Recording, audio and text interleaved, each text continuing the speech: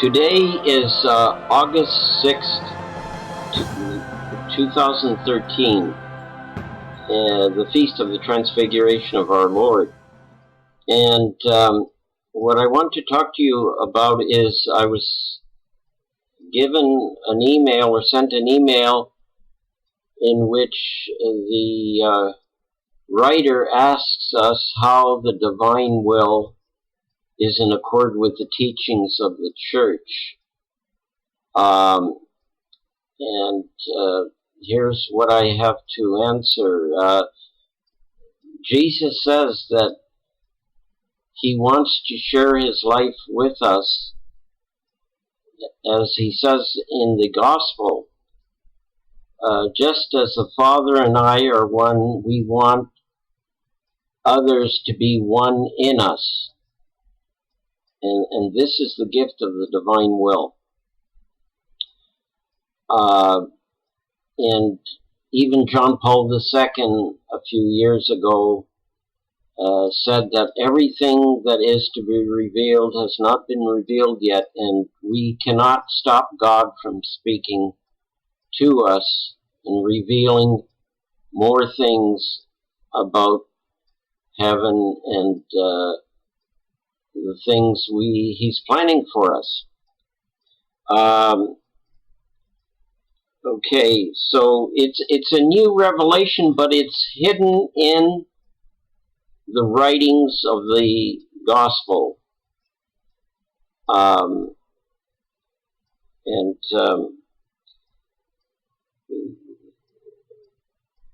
Luisa was chosen for the second highest mission ever after the Virgin Mary. Jesus actually says that he chose two virgins, one for the redemption, which is the Virgin Mary, and one for the new era that is dawning, and started with Luisa, the age of the gift of the divine will, the age of sanctification, the complete sanctification of man and the complete glorification of God.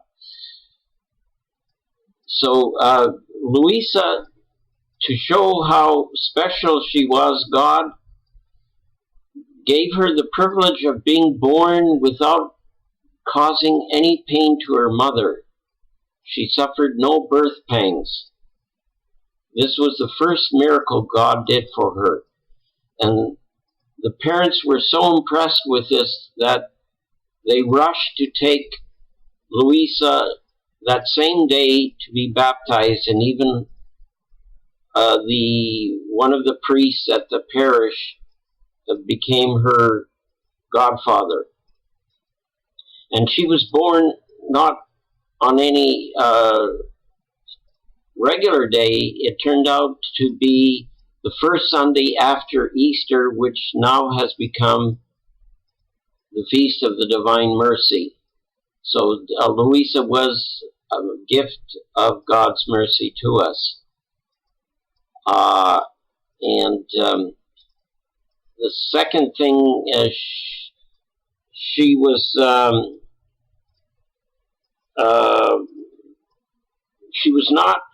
conceived with original sin, unlike the Virgin Mary, but God shut the doors to the devil. She could not, the ordinary consequences of sin were not present in her. Not that she wasn't sinless, but the devil couldn't make any headway with her, and he realized she must be a very soul that God planned to do very special things with her. Okay, she was given the gift of not having to eat at age 17 intermittently.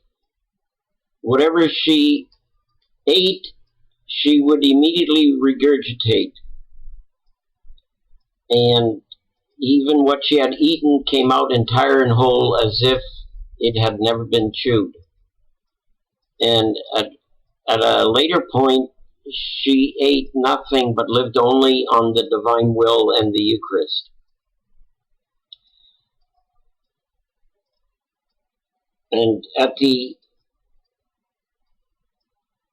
age of 23, she received the gift of the mystical marriage.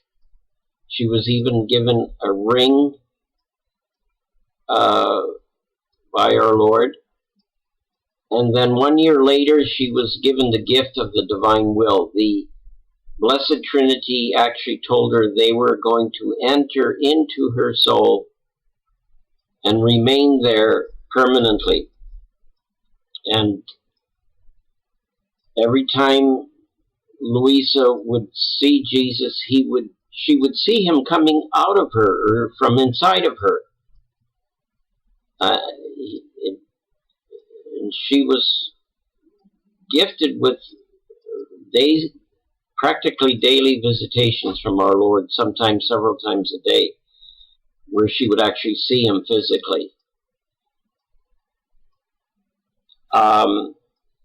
Okay, and then our Lord gave her the stigmata, which is a very special gift, but at her insistence, it never remained visible.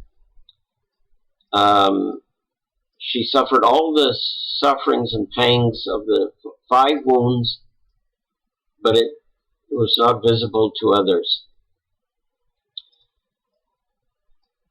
And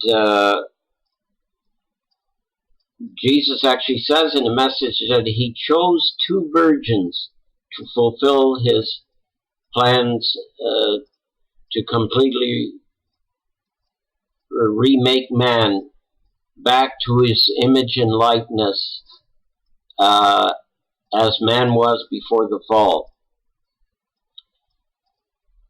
The first virgin, of course, is the Virgin Mary, and she was given the role of bringing in the redemption of mankind, but Luisa was chosen to bring in the new era of the divine will, the reign of the divine will on earth, which is the greatest of all gifts, where God actually lives in you permanently, and all your actions are done in God.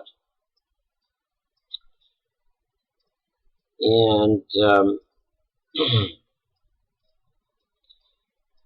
Jesus actually told her that she would have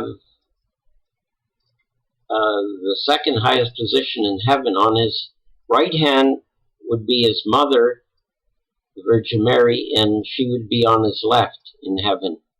And Jesus even showed her the throne on which she would sit in heaven.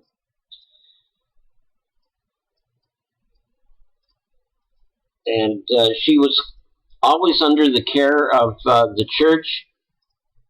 Her original bishop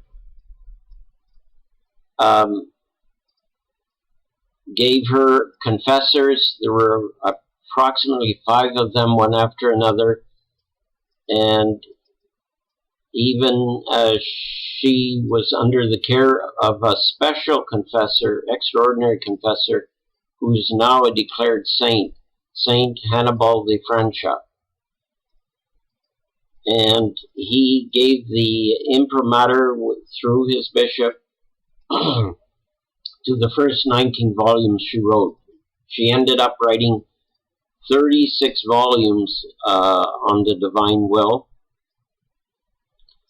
And these have been scrutinized by 2 theologians from the Vatican, and there have been no errors found.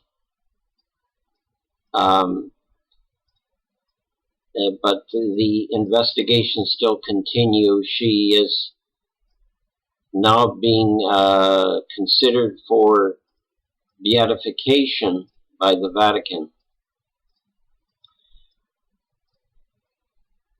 She also wrote a few other books, The Hours of the Passion of Our Lord Jesus Christ, which St. Hannibal printed, and he actually printed the first 19 volumes also, I believe.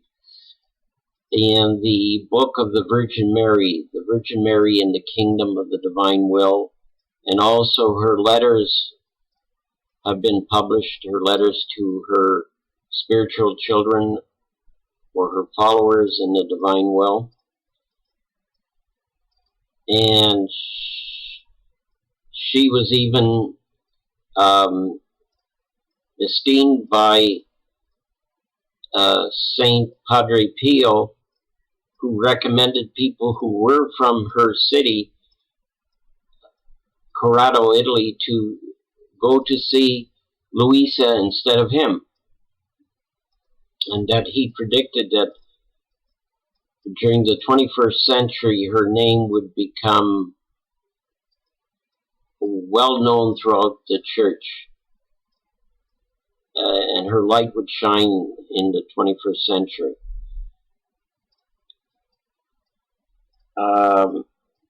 So that's it. She was under the church from her teenage years, and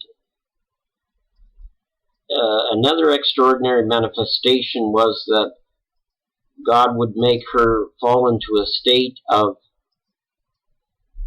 immobility as her part of her sufferings, because she suffered more than any other soul except the Virgin Mary and Jesus. And she could only be revived by a priest. And the priest had to sign her with the sign of the cross to bring her back to her regular state. And this happened every day. She had to be revived by the priest, usually her confessor. And this was just one of her sufferings. She was taken to heaven several times. She was presented to the Most Holy Trinity. She was introduced by Jesus to all the saints and angels in heaven while she was still alive. And Jesus would take her on trips all over the world, and even to visit churches and what was going on in churches. And through her sufferings and prayers, she was able to revive a dead man who had been shot. And yeah, she did several prodigies while she was alive. And she lived till the age of 82. She was born in 1865 and died in 1947. It would have been March 4th, 1947. So that's her story. She is very close and was very close to the church, and is now being considered for beatification and eventual canonization. So this is the answer to you, the gentleman that was emailing me. How is she, her teachings about living in the divine will and returning to a state like Adam and Eve lived in the divine will before the fall. All right, bye for now.